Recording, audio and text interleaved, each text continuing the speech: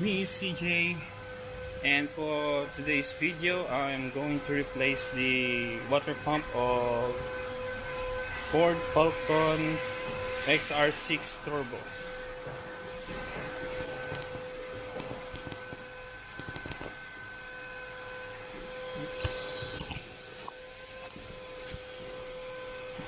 Guys,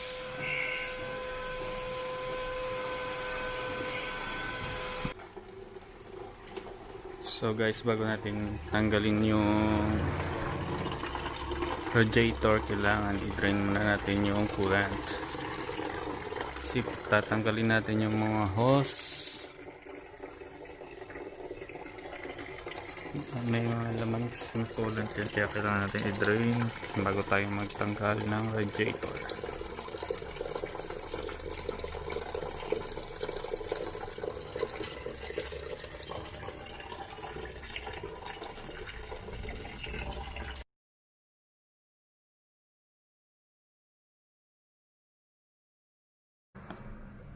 So guys, natanggal ko na yung fan at di na kailangan tanggalin yung radiator. Tinanggal ko lang yung hose kasi bumabangga siya doon pag tinanggal yung fan.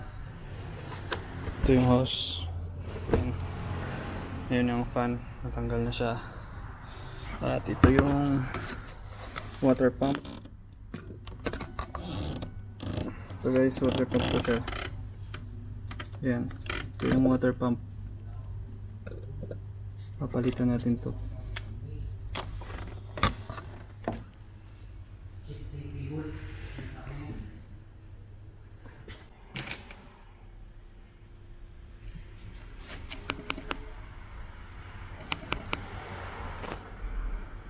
So ayun guys, natanggal na natin yung water pump.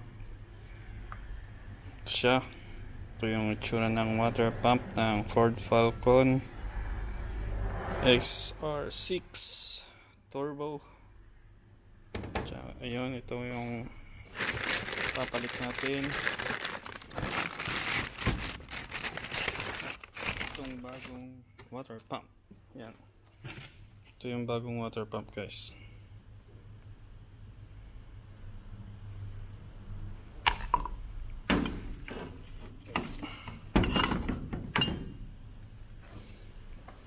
Yan, ang dami namin tinanggal.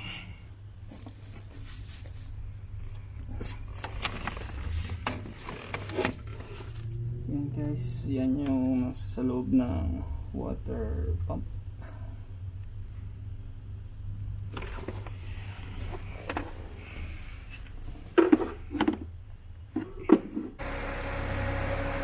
So guys,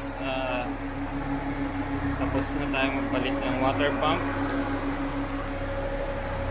Ito yung lumang water pump.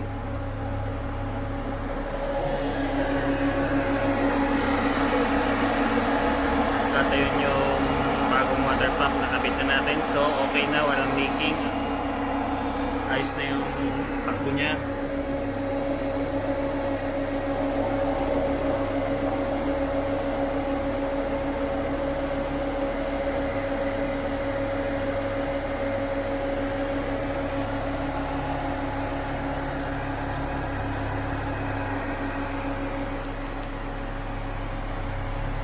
So and guys, thank you for watching and don't forget to subscribe.